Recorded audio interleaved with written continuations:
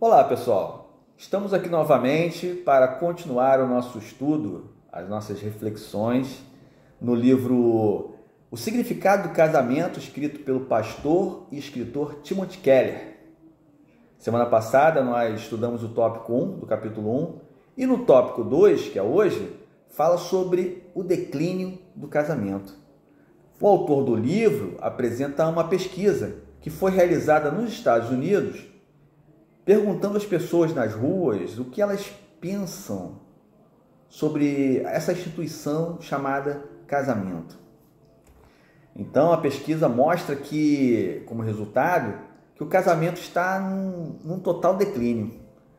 O casamento está, assim, a ladeira abaixo, porque desde a década de 1960, segundo essa pesquisa, até 2017, o número de divórcios quase que dobra.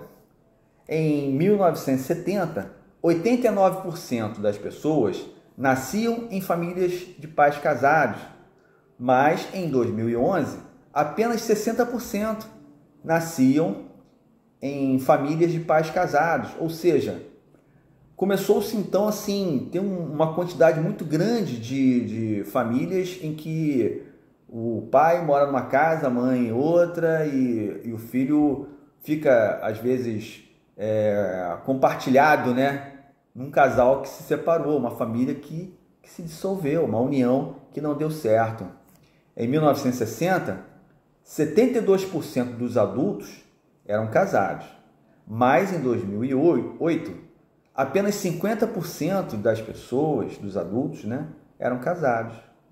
Então, o que esses números refletem a respeito do casamento? Desconfiança.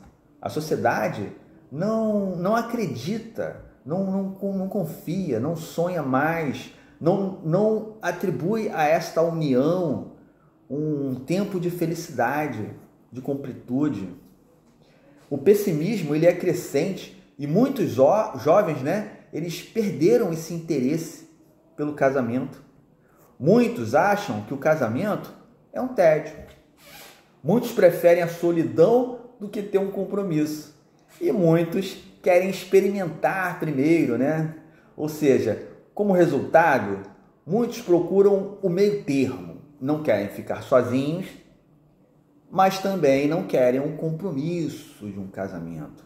E aí acontece meros encontros sexuais, o parceiro sexual sem compromisso, são coisas que crescem cada vez mais, né? E acredita-se até que mais da metade dos casais passam a viver juntos antes de se casarem, ou seja, aqueles que ainda querem se casar. Em 1960, isso era uma coisa que quase não acontecia, segundo a pesquisa, né? Em 2011, nos Estados Unidos, 25% das mulheres solteiras entre 25 a 39 anos já moravam com um parceiro. Aí depois se casaram, mas já moravam juntos. Ou seja, decidiram se casar, mas viveram um tempo nessa experiência de nem com compromisso total, né? Mas não ficavam sozinhos, vivendo no meio termo. E por que muitas pessoas elas têm preferido esse meio termo, essa vida, esse coabitar sem compromisso? Porque elas acreditam que casar não traz aquela felicidade que as novelas anunciam, nos romances, nos filmes. Enfim, elas não acreditam mais que o casamento corresponda à felicidade que mereça tal compromisso. Elas pensam que é melhor conhecer o outro primeiro, antes de se comprometerem. Acreditam que é melhor testar a compatibilidade do outro, né, em relação a si mesmos.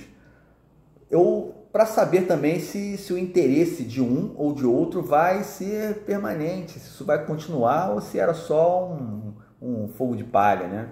Isso é um pensamento que passa pela cabeça do mundo de hoje. E como resultado, continua crescendo o número de separações, continuam crescendo o número de divórcios, mas a opção de não se casar são crenças e pressuposições de uma sociedade que se perdeu, uma sociedade sem Deus, uma sociedade que deveria aceitar que o casamento é uma bênção, que Deus criou algo que serve muito bem, que foi feito para o homem e a mulher viverem uma vida saudável, uma união saudável, envelhecerem juntos e serem felizes.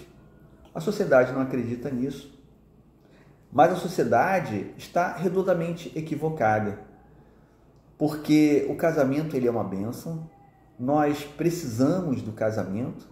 Deus criou o casamento porque Ele sabia que era importante que o homem não vivesse só, ter o homem, a mulher como sua companheira e a mulher também o homem como seu companheiro, protetor, amigo, enfim.